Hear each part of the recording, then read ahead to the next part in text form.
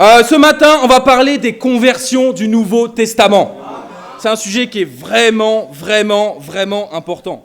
Pourquoi ? Parce qu'il y a tout simplement tout et n'importe quoi aujourd'hui. Dans le monde religieux, il y a tout et n'importe quoi sur la façon dont il faut être sauvé. Ce qui nous intéresse, c'est la manière dont on doit être sauvé bibliquement, ok ? Pas selon la religion, pas selon les hommes, pas selon nos émotions, pas selon nos pensées, mais seulement et seulement selon les Écritures. Ok ? Une petite histoire. Tu vas à un bureau de change et tu veux convertir 100 € en dollars. Ok ? Donc le taux de change, voilà, pour 100 €, c'est à peu près 110 $. Tu donnes tes 100 €, on te les convertit et on te donne de la fausse monnaie. Comment tu réagis ? Pas bien, tu dis je me suis fait arnaquer en fait, tout simplement. Mais la vérité, c'est exactement ce qui se passe quand ta conversion elle n'est pas biblique. Ok ? Tu donnes 100 €, tu donnes tout ton cœur, tu donnes 100% et tu reçois une fausse doctrine. Ok ? Et tu reçois une fausse conversion. Donc, le but de ce matin, c'est qu'on arrête tout ça, ok ? On va arrêter les arnaques, ok ? On va prêcher la vérité, ok ? La religion a arnaqué les gens depuis longtemps. Satan a arnaqué les gens depuis longtemps. Mais nous, on est venus pour prêcher la parole de Dieu. Quelques histoires. Il y a quelques jours, tout le temps quasiment, je suis sur le campus de Nanterre. Et j'ai fait une rencontre, ok, d'un quelqu'un qui me dit, je lui propose d'étudier la Bible. Et je lui dis, ouais, c'est intéressant d'étudier la Bible et tout. Et il me dit, bah, je suis déjà chrétien, moi. Regarde. Et il me sort sa croix comme ça. Ok, je pense que c'est une interprétation littérale de porter sa croix. et il me dit, tu sais quoi, cette croix, je l'ai achetée à Jérusalem. Waouh. Non, mais d'un côté, j'étais inspiré. Je me suis dit, ouais, il a quand même été à Jérusalem pour acheter ça. Ok, c'est fort. Mais le problème, c'est que c'est pas biblique. Ok ? C'est pas parce que tu portes ta croix autour de ton cou que t'es sauvé. Il y a quelques mois, quelques années, plutôt, je passais du temps avec un pasteur. Et nous, on essaie d'être unis avec les pasteurs, ok ? On veut vraiment travailler ensemble, mais souvent, il y en a qui ne veulent pas travailler avec nous parce qu'ils ne veulent pas être unis sur la Bible. Malheureusement. Je dis, ouais, tout. Lui, il a ses convictions par rapport au salut. Il dit, moi, je pense qu'il faut accepter Jésus dans son cœur. La personne, elle vient accepter Jésus et c'est bon, elle est sauvée. Je lui montre quelques écritures par rapport au baptême. Il me dit, non, mais je ne pense pas que le baptême sauve. Honnêtement, je pense que ça, c'est pas vraiment ce que la Bible elle veut dire. Mais tu sais quoi ? On peut quand même travailler ensemble. Comment on peut travailler ensemble si on ne prêche pas les mêmes convictions par rapport au salut ?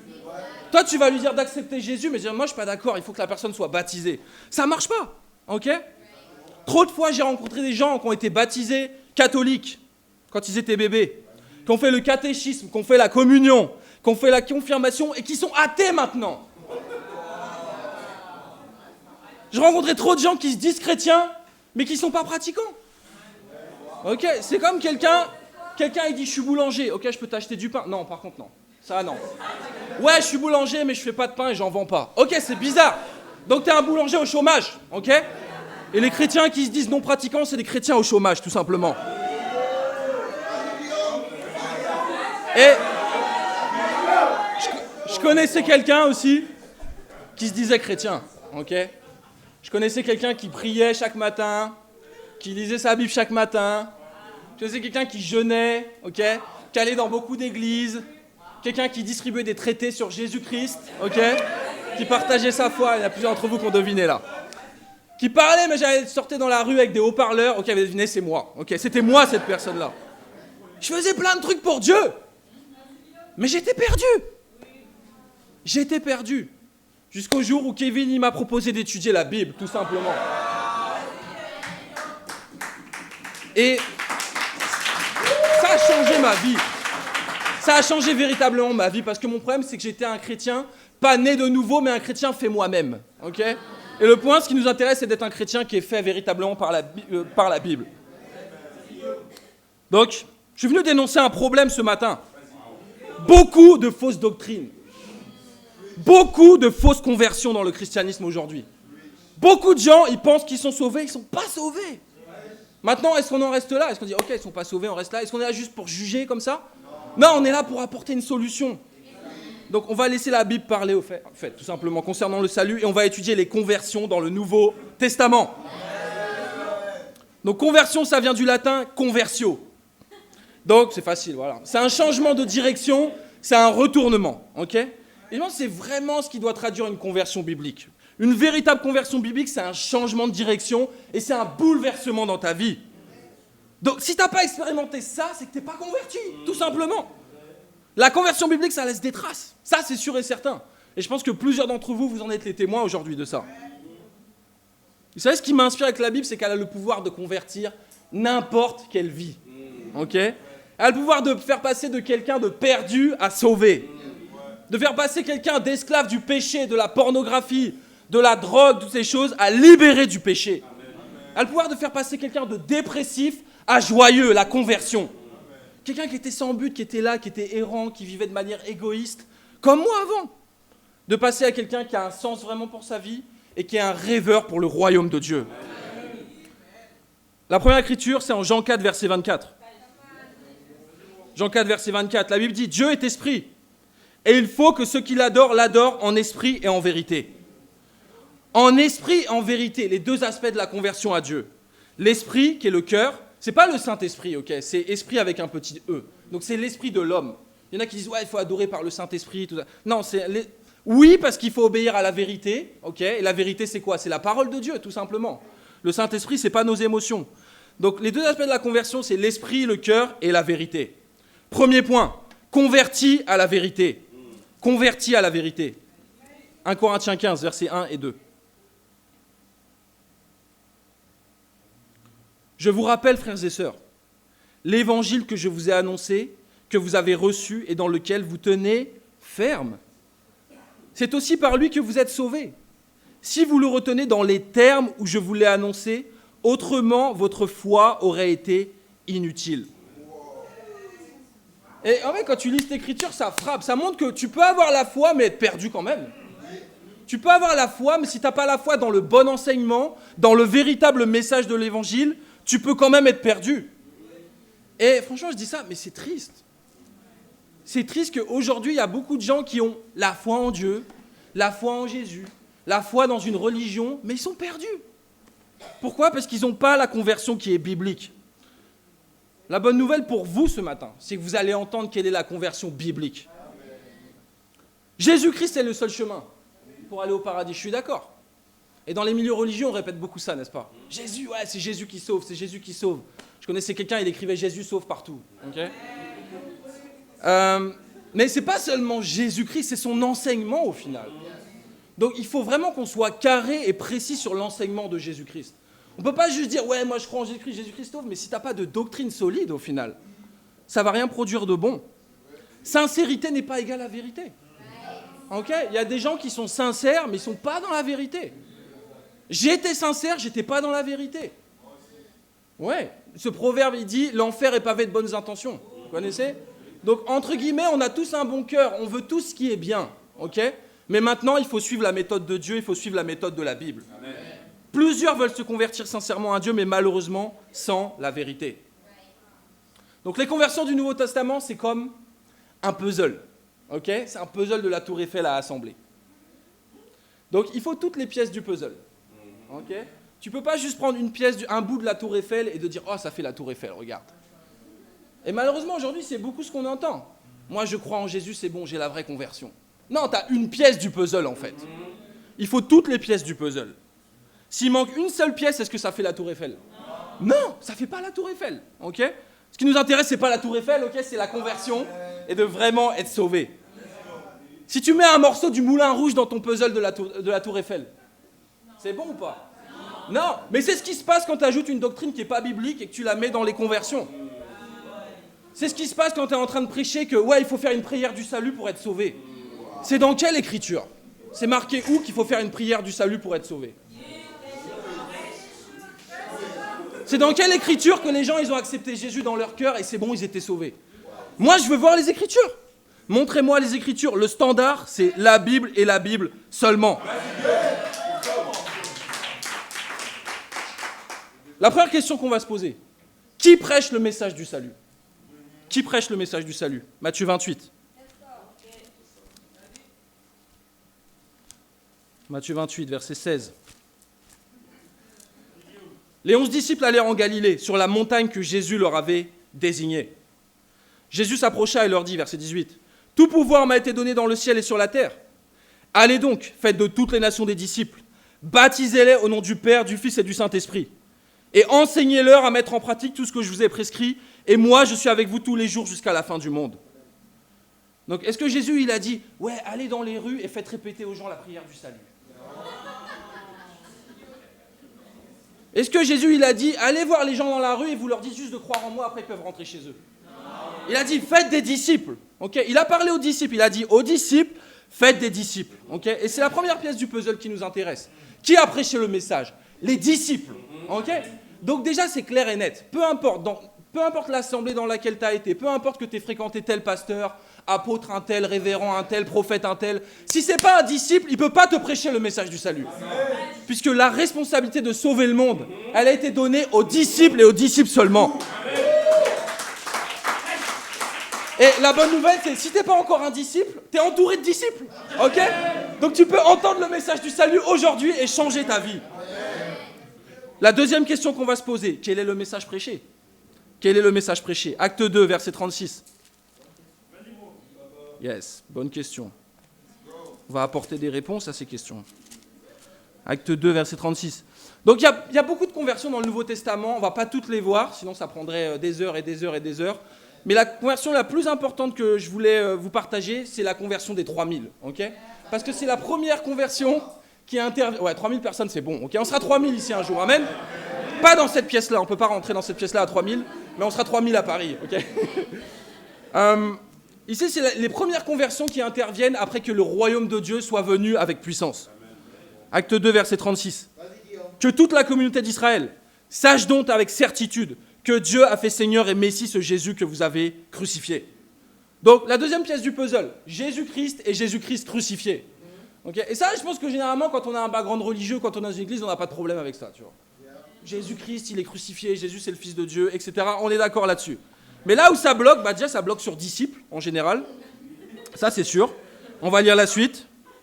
Verset 37. Après avoir entendu ce discours, ils eurent le cœur vivement touché. Et ils dirent à Pierre et aux autres apôtres, « Frères, que ferons-nous » Peut-être que Pierre, il va dire, faites la prière du salut. On va voir. Peut-être. On va laisser le suspense jusqu'au bout. Pierre leur dit, changez d'attitude. Donc le premier message, c'est repens-toi. Et que chacun de vous soit baptisé au nom de Jésus-Christ pour le pardon de vos péchés, et vous recevrez le don du Saint-Esprit. Donc ici, on a d'autres pièces du puzzle. On a la repentance. Je vais en parler un petit peu plus en détail après. La repentance. On a le royaume de Dieu. Okay, Acte 2, le royaume de Dieu est venu avec puissance, et Jésus a donné en Matthieu 16, 19 les clés du royaume de Dieu à Pierre, et Pierre est en train de prêcher le message du royaume de Dieu. Le verset 41 nous dit, ceux qui acceptèrent Jésus, non, ceux qui acceptèrent sa parole, ils ont accepté l'enseignement. Donc oui, amen, ils ont accepté. Ceux qui acceptèrent sa parole furent donc baptisés, et le nombre des disciples augmenta d'environ 3000 personnes. Donc le message qui est prêché ici, c'est disciples, tout simplement. Ils entendent un message, ils acceptent de devenir un disciple, ils changent leur vie et ils sont baptisés. Verset 39, peut-être cette promesse, elle n'est pas pour tout le monde, on ne sait pas. En effet, la promesse est pour vous, pour vos enfants et pour tous ceux qui sont au loin, en aussi grand nombre que le Seigneur notre Dieu les appellera. Donc, c'est la seule manière d'être sauvé. Les pièces du puzzle qui ont été données ici, c'est la seule manière et unique manière d'être sauvé. S'il y a un autre message qui est sauvé, qui est prêché par rapport à ça, c'est pas le royaume de Dieu. C'est pas l'église, c'est clair et net. Il faut suivre la méthode de Jésus, il faut suivre la Bible, tout simplement. On va voir quelle est la réponse du peuple. Troisième question. On la voit déjà au final ici. Verset 41, qu'est-ce qu'ils ont fait? Ils ont accepté la parole de Dieu. Okay, donc, ils ont écouté le message avec foi. Le verset 37 dit qu'ils ont eu le cœur vivement touché. Donc, littéralement, en grec, c'est le cœur coupé. Le cœur coupé en deux par la prédication. Ils se sont repentis, effectivement. Et ils ont été baptisés au nom de Jésus-Christ. Et Yannick a parlé de mariage tout à l'heure. Exact. Et on va parler un peu du baptême. Okay, je pense que c'est un point important parce qu'aujourd'hui, il y a beaucoup de fausses doctrines par rapport au baptême. Soyons clairs, le baptême, c'est un mariage avec Dieu. Le baptême, c'est le moment où tu es uni avec Dieu. S'il n'y a pas de baptême selon la Bible, tu ne peux pas être réconcilié avec Dieu. On va voir quelques écritures. Et je faisais un peu ce parallèle. Aujourd'hui, il y a beaucoup de fausses doctrines sur le baptême, comme il y a beaucoup de fausses doctrines sur le mariage. Ok ? Il y a un seul mariage selon la Bible, il y a un seul baptême selon la Bible. Ok ? Mais aujourd'hui, les gens, ils ont créé plein de baptêmes, tu vois. Il y a le baptême mormon, le baptême catholique, le baptême évangélique. Il y en a qui croient dans le baptême du Saint-Esprit encore. Ok ? Si tu crois encore dans ça, il faut étudier la Bible, tout simplement. Et aujourd'hui, il y a beaucoup de doctrines différentes sur le mariage. Ok ? Oh, mais il y a d'autres alternatives au mariage. Tu sais, on peut divorcer. Tu sais, on peut rester en union libre. Union libre. C'est pas union libre, c'est union esclave du péché, en fait. C'est immoralité sexuelle. C'est ce que ça veut dire. Il a dit, il y a le Pax aussi, tu vois. Donc, on se met ensemble, mais on se met pas vraiment ensemble. Tu vois, on veut se mettre ensemble, mais on veut pas trop s'engager, tu vois. Le mariage homosexuel. Ok ? Des messages différents qui sont prêchés par rapport au mariage, malheureusement, comme des messages différents qui sont prêchés par rapport au baptême. Donc on va débunker quelques fausses doctrines. Il y en a qui disent que le baptême, c'est une œuvre. Donc on ne peut pas être sauvé par le baptême. Et j'ai un scoop pour vous. Jean 6, 29 dit aussi que la foi est une œuvre. Jésus dit, l'œuvre de Dieu, c'est que vous croyez en celui qui l'a envoyé. Donc la foi est une œuvre. Est-ce qu'on est sauvé par les œuvres ? 100%. On est sauvé par les œuvres, mais pas les œuvres des hommes, pas les œuvres de la religion, mais les œuvres qui viennent de Dieu, les œuvres qui sont dans la parole de Dieu. Il y en a qui disent que seule la foi sauve. Le seul moment où c'est écrit la foi seulement, c'est en Jacques 2, et c'est écrit la foi seulement ne sauve pas. Ok ? Donc tu peux pas arriver et dire « Oh, seulement moi j'ai la foi et tout ». Non, ta foi doit produire des actions. Ça c'est clair et net. Le baptême des enfants. Malheureusement, c'est quelque chose qui est pratiqué dans les milieux catholiques, mais aussi de plus en plus dans les milieux évangéliques et protestants. Okay ?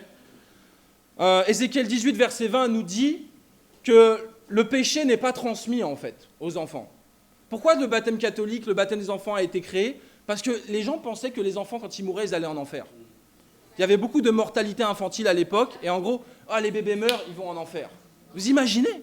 Il n'a même pas pu se repentir, il va en enfer, quoi. Vous imaginez un enfant de 3 ans qui meurt de faim en Afrique, voilà, il n'a pas pu se repentir, il va en enfer. Non ! La Bible dit en Matthieu 18 et Matthieu 19 que le royaume de Dieu est pour les enfants et pour ceux qui leur ressemblent. Donc, les enfants, ils sont sauvés, t'inquiète pas. Mais est-ce que toi, t'es sauvé aujourd'hui ? Il y en a qui disent le baptême ne sauve pas.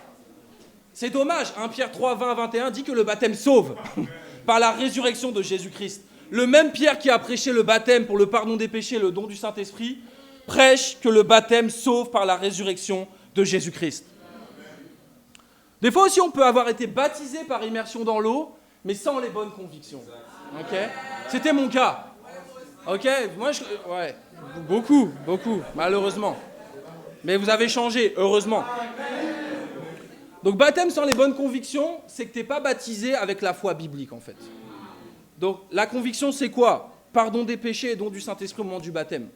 Si tu as été immergé dans l'eau sans les convictions bibliques, c'était un bain. J'espère que tu as mis du gel douche. Tout simplement.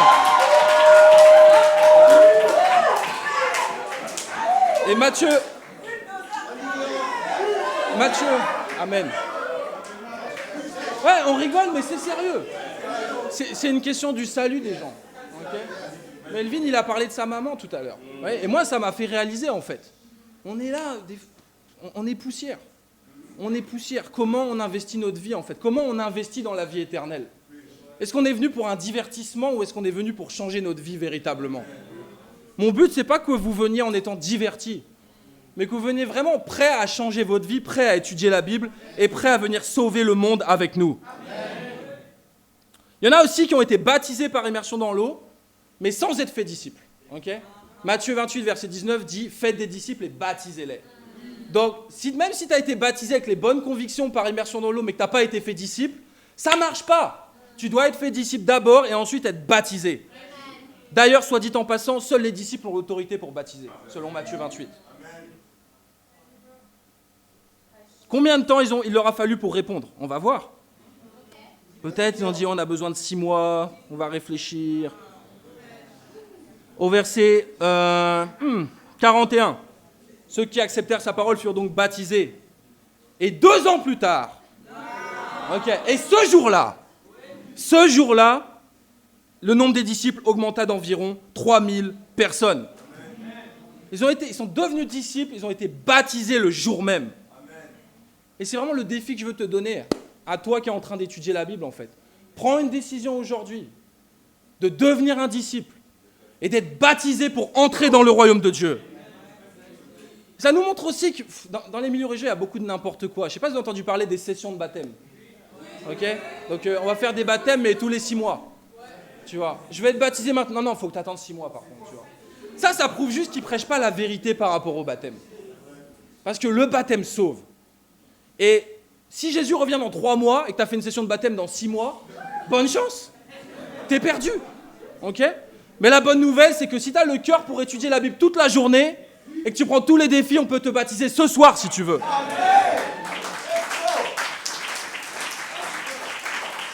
On va continuer, verset 42.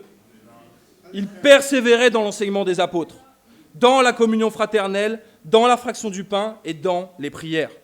Donc là, on va parler vraiment de la vie, parce que ce qui montre aussi une véritable conversion, c'est la façon dont tu vis après. Comment tu vis après ta prétendue conversion ? Il y a beaucoup de gens, moi j'ai été converti, leur vie n'a pas du tout changé, ils vivent la même chose. Donc il y a un problème. Ta conversion, elle doit vraiment produire un changement de vie qui est visible. Verset 42, il persévérait. L'enseignement des apôtres. L'enseignement des apôtres. Il n'a pas dit un enseignement parmi tant d'autres.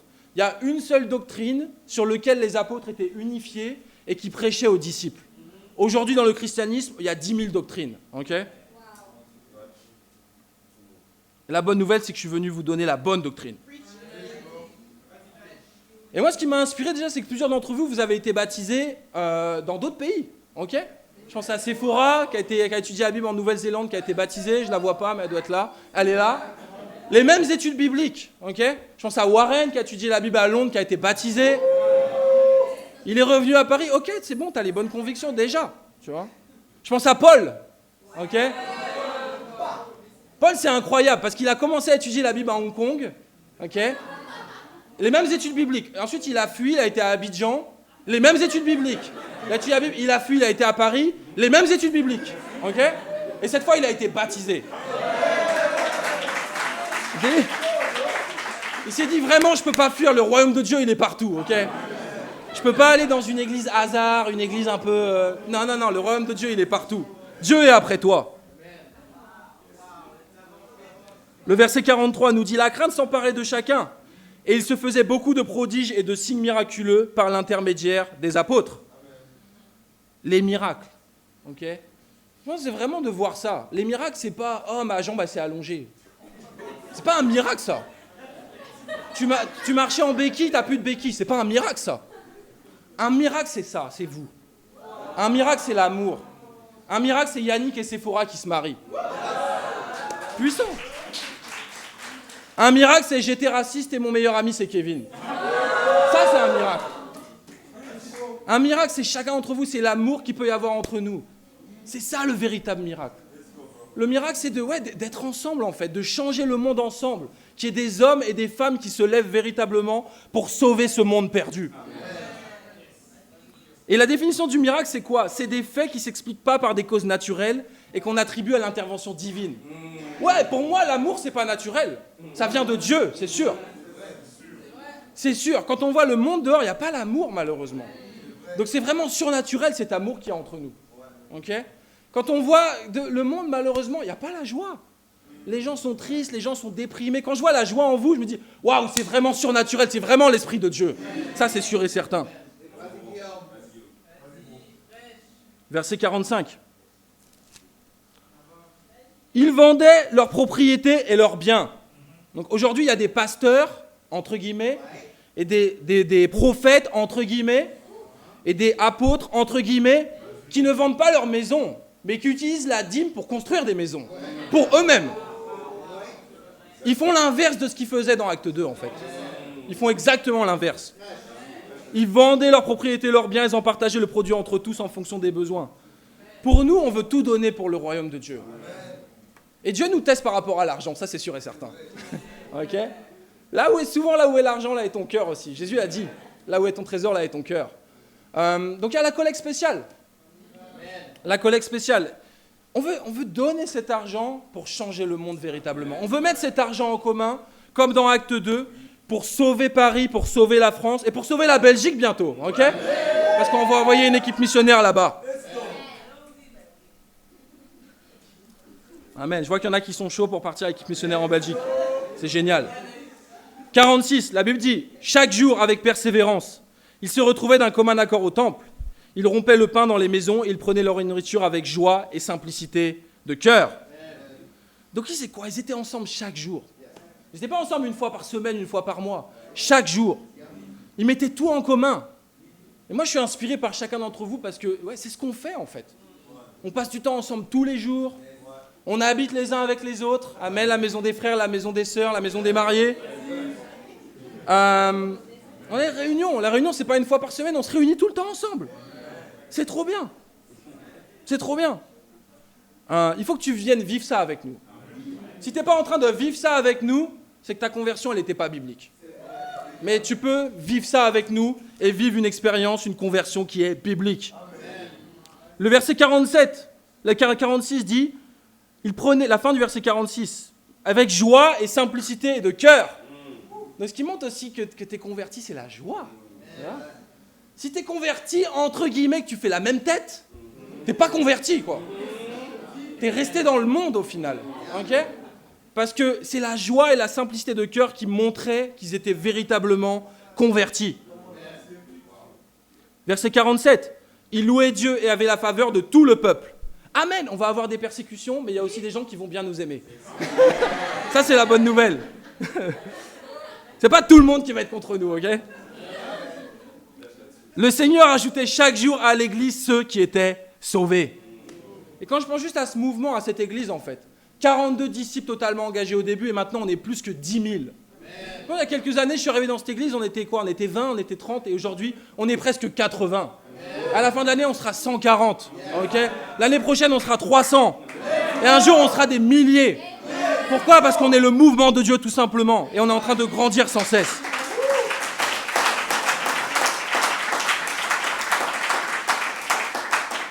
C'est pas un mouvement d'hommes, c'est le mouvement de Dieu. Donc le défi pour les disciples, c'est quoi ? Apprendre et maîtriser l'étude des conversions du Nouveau Testament. Okay ? C'est une étude qui est déterminante, qui est vraiment puissante. C'est une étude qui a été clé pour la conversion de Tony. Okay ? Tony, il luttait, il était là, tout ça. On a fait l'étude. Il voulait faire l'étude sur Zoom. J'étais pas trop chaud. Je disais, il va encore faire sur Zoom. Il veut pas venir, quoi. Hein ? J'ai dit, ok, faisons l'étude sur Zoom. Et au final, on a fait cette étude conversion du Nouveau Testament et son cœur, il s'est débloqué directement après cette étude. J'ai vraiment vu le déclic après cette étude-là. Donc c'est une étude qui est vraiment puissante et qu'il faut maîtriser tout simplement. Et pour les non-disciples, c'est simple. Étudie la Bible, deviens un disciple et sois baptisé. Simple. Point numéro 2, un esprit nouveau. Point numéro 2, un esprit nouveau. On a beaucoup de jeunes dans l'église, mais je sais qu'il y en a qui étaient quand même nés en 2002. Ok.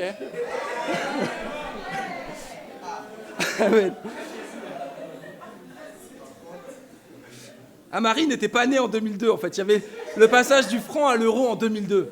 Et j'ai dit, peut-être vous étiez bébé. Elle a dit, non, je n'étais pas née. Ah, ok, mince. Bon. Et en gros, il y avait le passage de l'euro, du franc à l'euro. Ok ? Certains d'entre vous, vous vous rappelez de ça, je suppose. Et qu'est-ce qu'il fallait faire ? Il fallait amener tous ces francs et il fallait les convertir en euros. Ok ? Et j'avoue, c'était un peu dur, quoi. C'était un peu dur de laisser les francs de côté parce que, nous, on est français, donc on veut pas laisser les francs. Et nous, on aime bien cet argent-là. Et on veut garder. On n'aime pas trop le changement, ok ? On n'aime pas trop le changement. On a lutté avec l'euro, clairement. On a beaucoup critiqué. Et en fait, tu avais la possibilité d'acheter 15,24 €, ce qui équivalait à 100 francs, ok ? Donc tu donnais 100 francs et tu avais des petites pochettes avec 15,24 € et tu avais un exemplaire des billets, des pièces, etc. en euros. Et je me rappelle, moi j'avais 12 ans à cette époque-là, et j'étais juste excité en fait. J'étais dit, c'est trop bien quoi. C'est trop bien, je voyais les nouveaux billets, je voyais les nouvelles pièces qui étaient toutes neuves, etc. Et j'étais juste enthousiaste en fait. Et vous savez, des fois c'était un peu la routine parce que t'achètes tes trucs, tac, tac. Mais là en fait, on faisait les mêmes choses, mais avec un cœur nouveau. Ok ? On allait acheter notre pain, mais avec un cœur nouveau. Tu vois ? Pourquoi ? Parce qu'on avait envie de sortir notre pièce d'1 €, tu vois. Tac, j'achète ma baguette de pain, alors qu'avant c'était tac, 5 francs, tu vois. Et c'est vraiment ce que je veux vous enseigner, en fait. de faire les choses avec un cœur qui est nouveau. Des fois, on peut faire les bonnes choses, mais pas avec le bon cœur. Des fois aussi, il faut faire des nouvelles choses. En Ézéchiel 36, verset 26, il y a une promesse pour nous. Cette promesse, elle s'est accomplie en acte 2, mais elle est toujours disponible aujourd'hui. Ézéchiel 36, verset 26.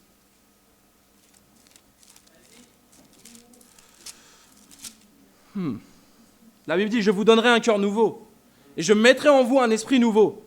Je retirerai de votre corps le cœur de pierre, et je vous donnerai un cœur de chair.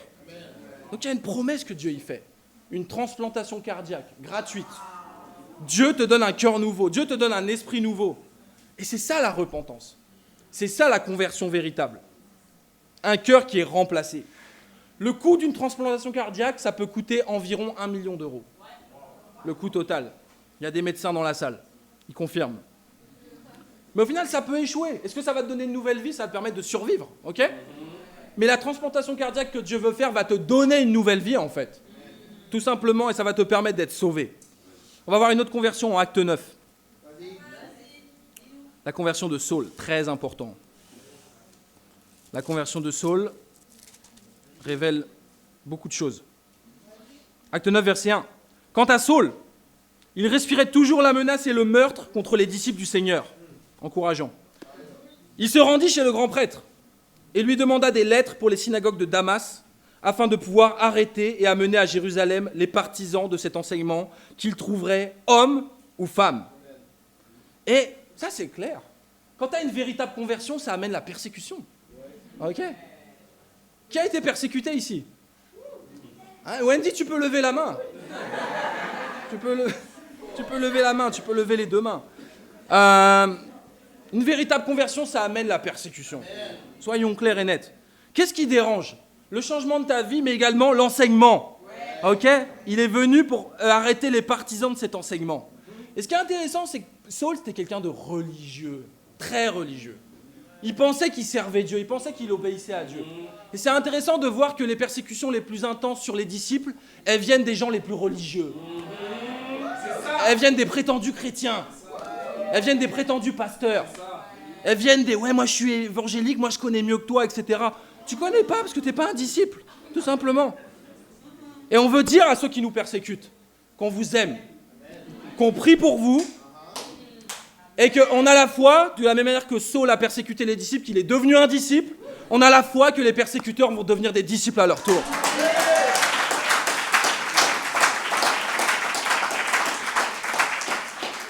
Le verset 3 nous dit, comme il était en chemin et qu'il approchait de Damas, tout à coup, une lumière qui venait du ciel resplendit autour de lui. Il tomba par terre et entendit une voix lui dire, « Saul, Saul, pourquoi me persécutes-tu » Quand tu persécutes les disciples, tu persécutes Jésus, en fait. 5. Il répondit, « Qui es-tu, Seigneur » Et le Seigneur dit, « Moi, je suis Jésus, celui que tu persécutes. Lève-toi, entre dans la ville et on te dira ce que tu dois faire. » Donc ici, ce qui est intéressant, c'est quoi? Saul a rencontré Jésus-Christ en personne. Mais il n'était pas sauvé à ce moment-là. Il y en a plein, ils ont des visions mystiques. Moi, j'ai rencontré Jésus en personne. Même si c'était vrai, ça ne suffit pas pour que tu sois sauvé. Même si c'était vrai, ça ne suffit pas pour que tu sois sauvé. En admettant que ce ne soit pas un faux Jésus ou un faux miracle. Saul a rencontré Jésus en personne, mais il n'était toujours pas sauvé. Mais Jésus a dit, on va te dire ce que tu dois faire. Verset 10. Or, il y avait à Damas un disciple du nom d'Ananias. Ok, donc quand Jésus veut sauver quelqu'un, qu'est-ce qu'il fait? Il utilise un disciple. Il y a un disciple qui entre en scène. Ok, donc s'il y a un disciple dans ta vie aujourd'hui, c'est Jésus lui-même qui est venu pour te sauver, tout simplement. Verset 17. Ananias partit. Une fois entré dans la maison, il posa les mains sur Saul en disant, « Saul, mon frère, le Seigneur, le Jésus qui t'est apparu sur le chemin par lequel tu venais, m'a envoyé pour que tu retrouves la vue et que tu sois rempli du Saint-Esprit. » Aussitôt, il tomba comme des écailles de ses yeux et il retrouva la vue. Il se leva et fut baptisé. Après avoir pris de la nourriture, il retrouva des forces. Donc, et acte 2, 22, verset 16 dit que le pardon des péchés est intervenu au moment du baptême également. Donc Saul, il a vu Jésus en personne, toujours pas sauvé. Mais il a été rencontré par un disciple. Il a été fait disciple, il a été baptisé, et c'est à ce moment-là où il a été sauvé. La question que je te pose, c'est est-ce que tu es plus fort que Jésus, en fait? Est-ce que tu es plus fort que Saul?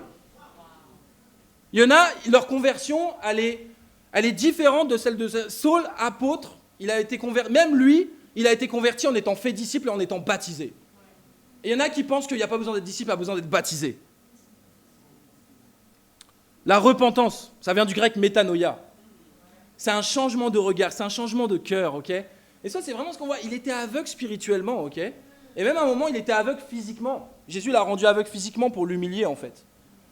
C'est un changement de cœur, en fait. Notre pensée et nos actions se transforment de façon décisive et importante. La repentance, c'est important de préciser ça, c'est pas arrêter de commettre certains péchés. Il y en a qui pensent que, ouais, moi j'ai arrêté la masturbation, je me suis repenti. Moi j'ai arrêté l'immoralité sexuelle, j'ai arrêté l'alcool, je me suis repenti. Non, ça c'est une conception qui est religieuse au final. Et qui nous fait croire qu'on est plus juste que les autres parce qu'on ne commet pas certains péchés. On est comme les pharisiens quand on pense comme ça. C'est quoi la vraie repentance? Saul persécutait les disciples. Ok? Est-ce qu'il a dit, ok, j'arrête de persécuter les disciples, je rentre chez moi? Ça, c'est pas la repentance. Vraie repentance. Il est devenu un disciple et il a fait des disciples. Ça, c'est la vraie repentance. La repentance, c'est un changement à 180 degrés. La repentance, c'est t'étais timide, ok?